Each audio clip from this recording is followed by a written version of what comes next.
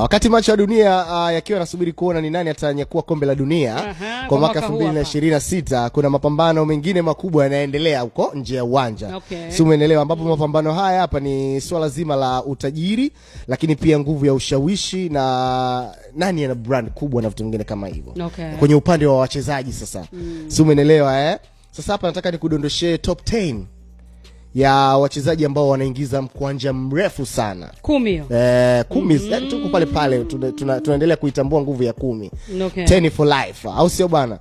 Nafasi ya 10 ni kijana mbichi kabisa mdogo kutokea Spain, Lamine Yamal. Lamine Yamal yeye bwana anaingiza dola milioni 43 ambapo ni sawa na zaidi ya bilioni 116 za Kitanzania. Si umeelewa? Mtoto mbichi kabisa huyo hapa ambaye anashangaza dunia na bado anaendelea kuvuna mabilioni. Si umeelewa Anachezea timu ya taifa ya Spain, lakini pia kwenye club kule yuko Barcelona. Umeelewa Nafasi ya 9 inakamatwa na Jude Bellingham kutokea England. Yeye bwana anaingiza dola milioni 44 ambapo hizi ni sawa na zaidi ya bilioni 119 za Kitanzania. Umeelewa huyu ni kijana mwenye umri mdogo kabisa, lakini pochi yake ni nzito, noma sana. Pochi nene liko hapo. Nafasi ya 8 inakamatwa na Riyad Mahrez kutokea Algeria. Huyu bwana yeye anaingiza sawa, dola milioni 53 ambapo ni zaidi ya bilioni 144 za Kitanzania. Umeelewa? Huyo hapo kama ambavyo unamuona kijana kutokea Algeria. Lakini pia nafasi ya 7 inakamatwa na Sadio Mane kutokea Senegal.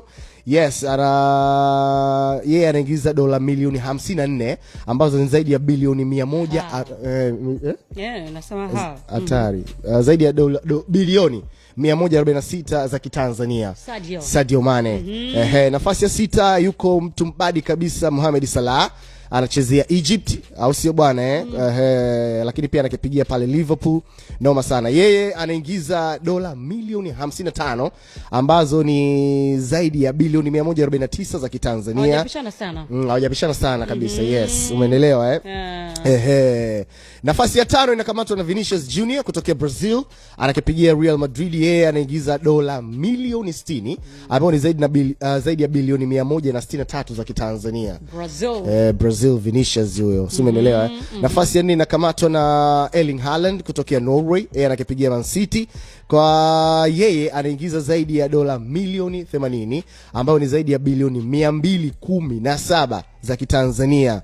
Umeelewa Huyu anajulikana kama mashine ya kuweka magoli nyavuni. Ni mbaya kabisa kutokea Norway, lakini anakipiga pale Manchester City. Top 3 Nafasi ya 3 sasa inakamatwa cha warembo bwana inakamatwa na Kylian Mbappe kutokea France, anakipigia Real Madrid. Yeye anaingiza dola milioni 100 ambayo ni zaidi ya bilioni. Sasa umeona hiyo ilivyoacha gap kwa yule gap kubwa sana kutoka na Mbappe. Umeona hiyo gap ile kuepo, ukiachana wao wamepishana kidogo lakini wao wamepishana parefu sana kabisa, parefu ambayo ni dola milioni 100 ambayo ni zaidi ya bilioni 272 za Kitanzania.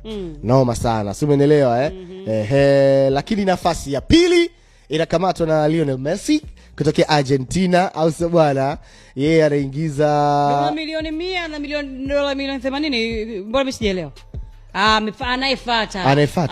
Sawa. Huyu hapa ni Messi. Yeye anaingiza dola milioni dola milioni 140 ambayo ni zaidi ya bilioni 380 za Kitanzania. Kumbe kaachwa pale. Goat huyu hapa kaachwa parefu. Na CR7. Nafasi ya kwanza sasa ndio inakamatwa na Goat himself, au sio bwana? Cristiano Ronaldo kutokea Ureno, ambaye yeye bwana Portugal anaingiza dola milioni 300. Unaona hiyo gap hiyo? Aliotoka kutoka kwa Messi mpaka kwa Goat tabaki kwa Goat kwa Ronaldo Si umeelewa? Ambayo ni zaidi ya bilioni 816 za Kitanzania, na huyu ndiye mfalme wa kileleni kabisa na hakuna wa kumgusa kwenye akaunti yake. Thamani ya star gani unadhani wakati wake lakini kabisa thamani ya star gani imekushangaza zaidi kwenye hii listi? Na kama ungepewa mshiko wa mchezaji mmoja tu hapa, ungechagua mshiko kutoka kwa mchezaji gani? Siara, sasa unategemea ni mshiko kutoka